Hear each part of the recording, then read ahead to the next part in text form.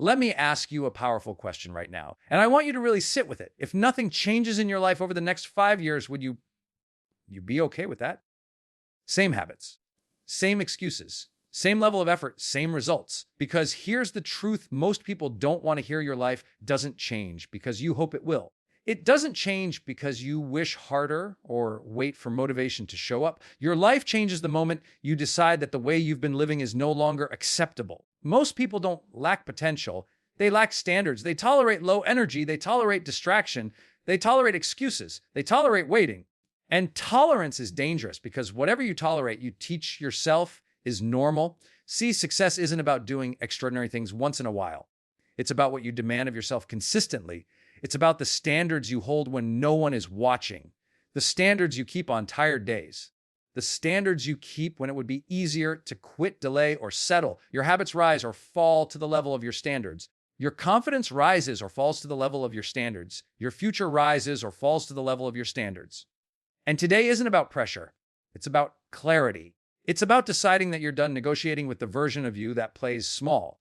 Because the moment you raise your standards, not someday, not next year, but today, everything starts to shift. Most people believe their life isn't changing because they're missing something. More talent, more time, more confidence, more opportunities. They think if they could just get one more break, one more chance, one more push of motivation, everything would finally shift. But that's not the real problem. The real problem is quieter, more subtle, and far more dangerous. Most people don't fail because they lack talent. They fail because their standards are too low. Think about that for a moment. You've probably already proven you're capable. You've shown flashes of discipline, moments of focus, short bursts of excellence. You've had days where you showed up strong, clear, intentional. Days when you followed through, stayed committed, and felt proud of yourself. So the issue isn't ability. The issue is consistency. And consistency is never about motivation. It's about standards. Your standards are what you accept as normal. They determine how late you sleep in. How often do you break promises to yourself? How quickly you quit when it gets uncomfortable? How long you tolerate distraction, stress, and mediocrity? If you tolerate low energy, you live with low energy. If you tolerate excuses, you build a life of excuses. If you tolerate waiting, you stay stuck waiting. Talent doesn't override tolerance. You can be smart and still live small. You can be gifted and still underperform.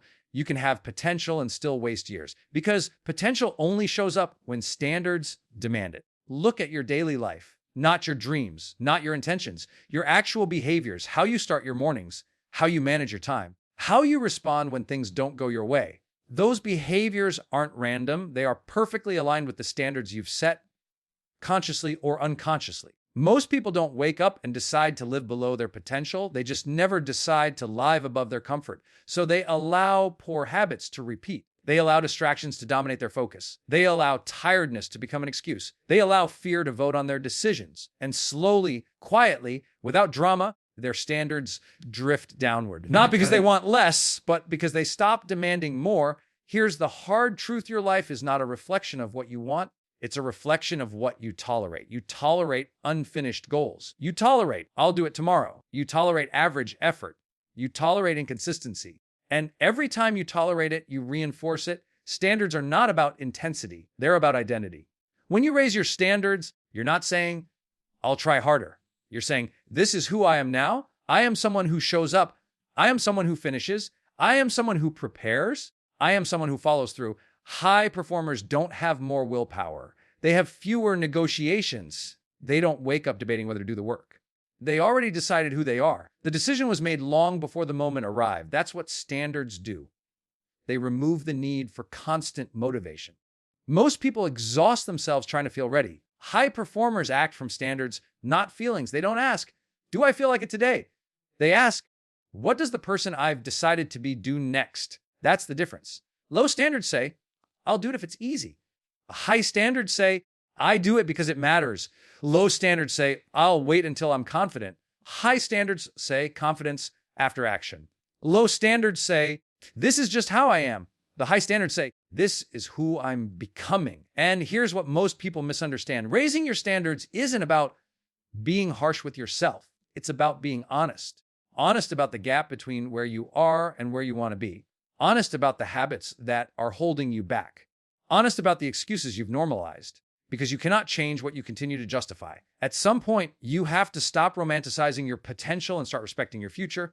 And respect shows up as standards. Standards for how you manage your time. Standards for how you speak to yourself. Standards for how you treat your goals. Standards for how you show up when no one is watching. This is where transformation actually begins. Not with a big breakthrough, not with a viral moment, not with sudden motivation, but with a quiet decision that says, I'm done living below what I know I'm capable of. When your standards rise, your behavior has no choice but to follow. You stop negotiating with distraction. You stop entertaining excuses. You stop waiting for permission. Not because life got easier, but because you decided mediocrity was no longer acceptable. That decision doesn't require confidence. It requires courage. Courage to say no to the habits that comfort you but cost you your future. Courage to disappoint others by taking yourself seriously. Courage to raise the bar even when no one else does. And once you do, something powerful happens. Your identity starts to shift. Your discipline becomes automatic. Your actions become aligned. Because when your standards change, your life has to respond. Not instantly, not magically, but inevitably. And that's where real change begins. Change doesn't begin the day everything feels right. It doesn't begin when motivation is high or when circumstances finally line up in your favor. Change begins in a much quieter, more uncomfortable moment, the moment you decide what you will no longer tolerate. Most people spend their lives focused on what they want. They want more confidence, more success, more peace, more freedom. But wanting doesn't move the needle. Wanting doesn't create momentum. Wanting doesn't force change. What actually forces change is intolerance. Think about it. Nothing shifts until staying the same becomes more painful than moving forward. People don't leave jobs because they suddenly find courage. They leave when the frustration outweighs the fear. They don't change habits because they discover discipline. They change when the cost of staying the same becomes too heavy. They don't raise their standards because they feel ready. They raise them because they're tired of living below them. Tolerance keeps you comfortable. Intolerance creates transformation. Every area of your life that feels stuck has one thing in common. You've been tolerating something you should have outgrown. You've been tolerating low energy. You've been tolerating distraction. You've been tolerating inconsistency. You've been tolerating excuses that sound reasonable, but quietly steal your future. And the danger of tolerance is that it slowly becomes invisible. At first, you notice it. You feel the frustration. You feel the disappointment. But over time, you normalize it. You adjust your expectations. You lower the bar just enough to avoid discomfort. And without realizing it, you begin designing your life around what you can tolerate instead of what you truly want. That's how people wake up years later confused about how they ended up so far from the life they imagined. Not because they failed, but because they settled one small tolerance at a time. Tolerance shows up in subtle ways. I'll start tomorrow. It's been a long day. This is just a busy season. I'm doing better than most. None of those statements sound dangerous, but repeated daily, they become a lifestyle, and lifestyles don't change until standards change. Here's the truth most people avoid. Your future is being shaped by the things you allow to continue. The conversations you avoid having, the habits you refuse to confront, the goals you keep postponing. Change begins the moment you say, this ends here, not angrily, not dramatically, but decisively. This is no longer acceptable. This is no longer who I am. This is no longer how I live. That moment doesn't require a plan. It requires honesty. Honesty about what's draining you. Honesty about what's distracting you. Honesty about what you've been letting slide. Because until you draw a clear line, life will continue exactly as it is. High performers don't tolerate what others normalize. They don't tolerate chronic distraction. They don't tolerate constant exhaustion. They don't tolerate living out of alignment with their values. Not because they're perfect, but because they're intentional. They understand something most people miss. Whatever you tolerate becomes your standard. If you tolerate being late, lateness becomes normal. If you tolerate poor preparation, mediocrity becomes normal. If you tolerate negative self-talk, self-doubt becomes normal. And once something feels normal, it stops triggering change. That's why clarity is so powerful. Clarity disrupts tolerance. The moment you get clear about what something is costing you, tolerance collapses. The habit you excuse now looks expensive. The distraction you justified now looks dangerous. The delay you laughed off now looks like regret in progress. This is where real courage shows up, not in loud declarations, not in public promises, but in private decisions. Decisions like, I will no longer tolerate waking up without intention. I will no longer tolerate breaking promises to myself. I will no longer tolerate living distracted from what matters. Those decisions don't change everything at once, but they change the direction of everything. Because once you stop tolerating the old behavior, new behavior has space to emerge. Most people try to add new habits without removing old tolerances. They want progress without discomfort, growth without confrontation, change without friction, and that never works. You can't build a better life on top of standards that no longer serve you. At some point, you have to make peace with the fact that growth will require discomfort, that raising standards will feel awkward at first, that acting differently may disappoint people who benefited from your old tolerances. But that discomfort is temporary. Regret lasts much longer. Every meaningful shift in your life will begin the same way, with a clear decision to stop accepting something that no longer aligns with who you want to be. And here's the empowering part. You don't have to change everything at once. You just have to choose one thing you're done tolerating, one excuse, one habit, one pattern. That single decision starts a chain reaction. Your actions begin to change because your identity begins to shift. Your confidence grows because you're honoring your word. Your energy increases because you're no longer fighting yourself. Not because life got easier, but because you stopped allowing it to drift. This is how standards are raised, not through pressure, not through perfection, but through boundaries. Boundaries with your time, boundaries with your focus, boundaries with your behavior. And every boundary you set is a vote for the future you want. Because the moment you decide what you will no longer tolerate, you stop being passive in your own life. You stop waiting for change, and that's when change finally begins. Most people think their life is shaped by big decisions, career choices, relationships, opportunities, breakthrough moments. But that's not what shapes a life. What truly shapes a life are the standards you live by every single day, the invisible rules that quietly govern how you think, how you act, and how you see yourself. Your standards are always working, even when you're not thinking about them. They decide whether you hit snooze or get up with intention. They decide whether you push through discomfort or retreat to convenience. They decide whether you speak up, show up, or shrink back. And the most important thing to understand is this: your standards don't just influence your habits, they shape your identity. You don't rise to the level of your goals. You fall to the level of your standards. If your standard is do what's required, you'll live a life of obligation. If your standard is do what's easy, you'll live a life of comfort. If your standard is do what aligns with who I want to become, you'll live a life of growth. Most people try to change their habits without ever questioning the standards underneath them. They focus on surface-level behavior while ignoring the deeper rules they've been living by for years. And that's why change feels so hard, because habits are symptoms, standards are the cause. Think about it. If your standard for energy is low, you won't protect your sleep, your health, or your focus. You'll accept exhaustion as normal. If your standard for communication is low, you'll avoid difficult conversations and settle for misunderstanding. If your standard for growth is low, you'll stop learning the moment it feels inconvenient. You don't wake up one day and choose chaos. You drift into it by lowering standards and calling it normal. And once something feels normal, it becomes invisible. That's how standards silently shape your habits. You repeat what you accept. You practice what you tolerate. You reinforce what you excuse. If you excuse distraction, you build a distracted life. If you excuse inconsistency, you build unstable results. If you excuse negativity, you build a heavy mindset. Your standards are the blueprint of your daily behavior, but they don't stop there. They also shape your energy. Energy isn't just about sleep or nutrition. It's about alignment. When your actions don't match your standards, your energy drains. When you live below what you know you're capable of, you feel it as frustration, as restlessness, as lack of motivation. That low energy isn't random. It's feedback. It's your mind and body telling you that you're out of alignment with your potential. High performers protect their energy not because they're disciplined machines, but because their standards demand it. They don't tolerate chronic overwhelm. They don't tolerate constant reactivity. They don't tolerate environments that drain them without purpose. They design their days around standards, not moods. And that's why their energy feels consistent, not because they're always motivated, but because they're intentional. Standards also shape your identity, which is the most powerful force of all. Every action you repeat sends a message to yourself about who you are. When you keep promises to yourself, you reinforce the identity of someone reliable.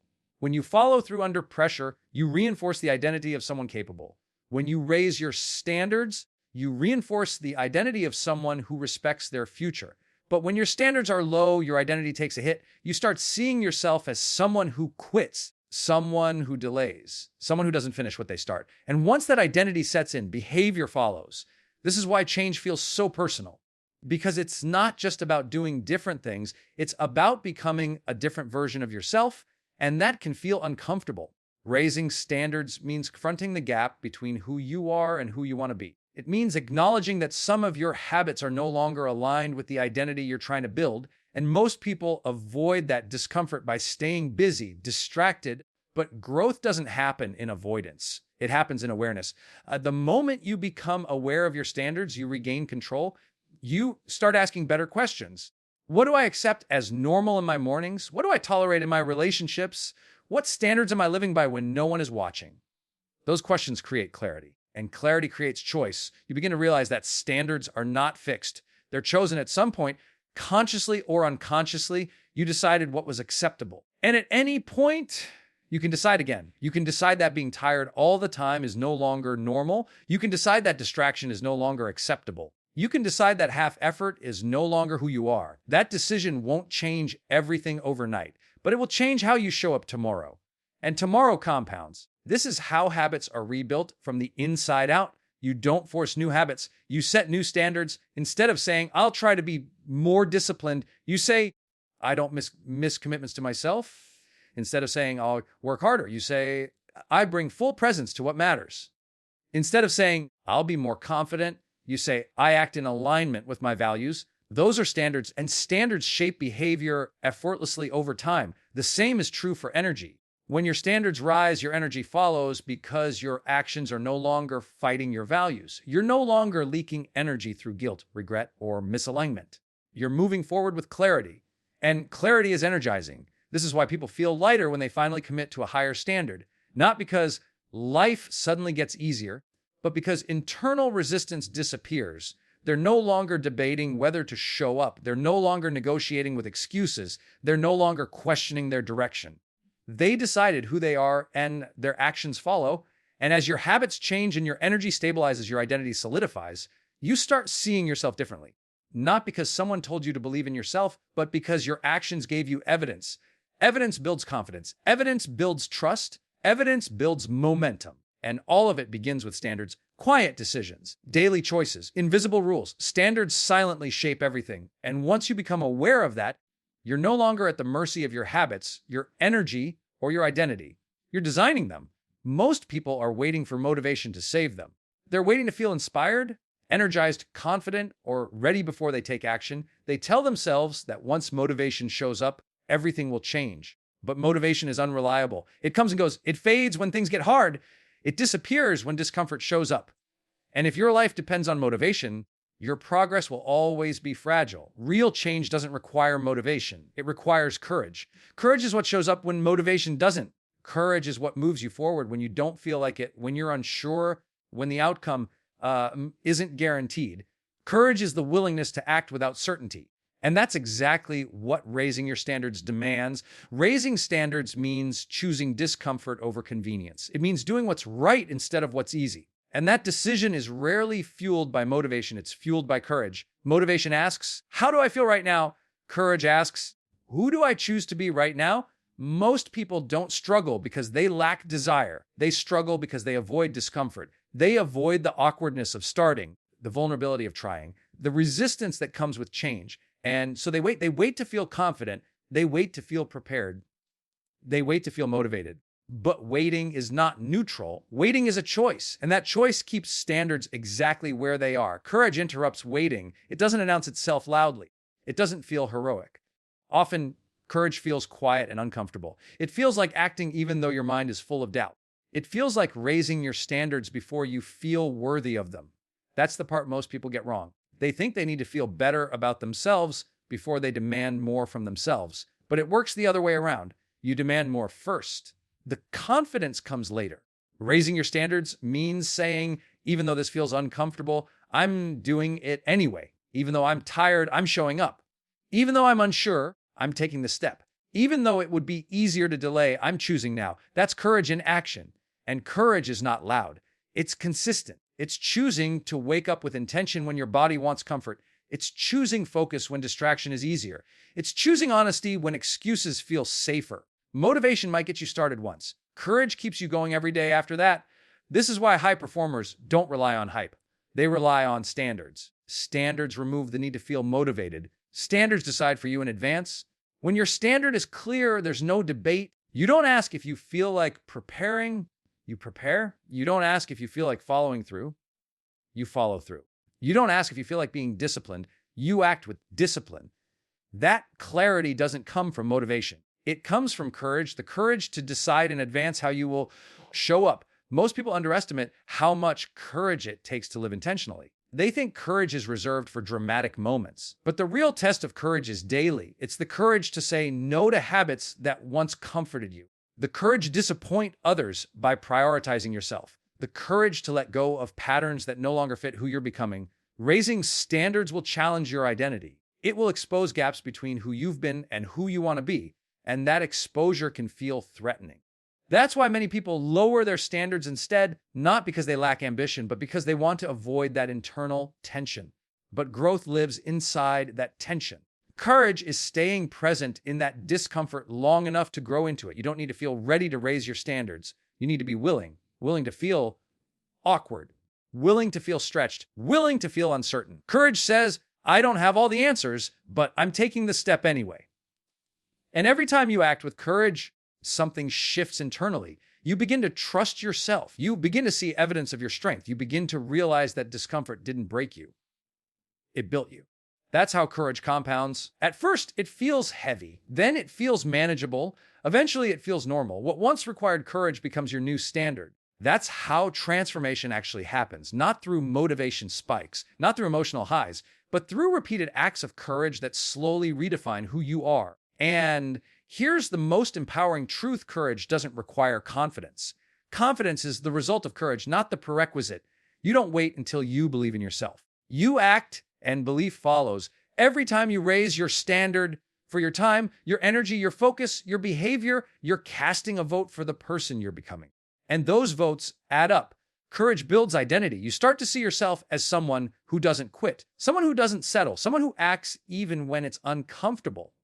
And that identity begins to guide your choices automatically. This is why courage is more important than motivation. Motivation is emotional. Courage is intentional. Motivation depends on circumstances. Courage creates momentum regardless of circumstances. Motivation fades under pressure. Courage grows stronger through pressure. And pressure is inevitable. Life will test you. Discomfort will show up. Fear will surface. And in those moments, motivation won't save you. But courage will. Courage will remind you why you raised your standards in the first place. Courage will help you act in alignment with your values instead of your fears. Courage will keep you moving forward when quitting feels tempting.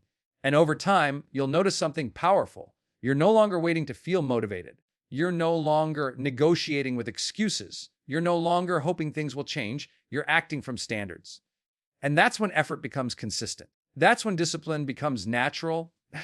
That's when growth becomes inevitable. Because courage doesn't ask for permission. It doesn't wait for comfort. It doesn't need motivation. It simply moves forward. Most people want a better life, but they're trying to build it with the same version of themselves, same thinking, same habits, same emotional reactions, same standards. And then they wonder why nothing changes. The truth is uncomfortable but simple. The life you want demands a higher version of you, not a busier version, not a more stressed version, not a version that's constantly chasing motivation, a higher version. Every meaningful upgrade in your life will require you to become someone new. New standards, new behaviors, new ways of thinking. And that's where most people get stuck, because becoming a higher version of yourself means letting go of the version you've outgrown. And letting go is hard. We get attached to who we've been, even when that version is tired, even when that version is inconsistent, even when that version keeps repeating the same patterns. Familiar feels safe, even when it's limiting. So people try to improve their life without upgrading their identity. They chase new goals but keep old habits. They want new results but cling to old comfort.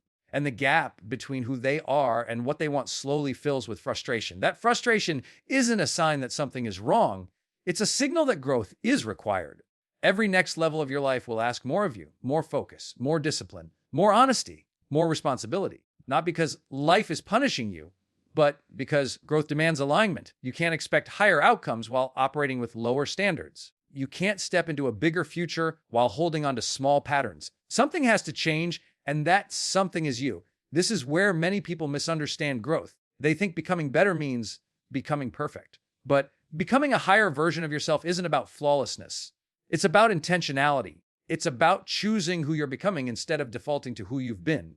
The higher version of you wakes up with purpose even when energy is low. The higher version of you protects focus even when distraction is tempting. The higher version of you follows through even when no one is watching. That version doesn't appear one day out of nowhere. That version is built through standards. Standards are the bridge between who you are and who you're becoming. Every time you raise a standard, you step closer to that higher version. Every time you lower a standard, you reinforce the old one. And here's the key insight.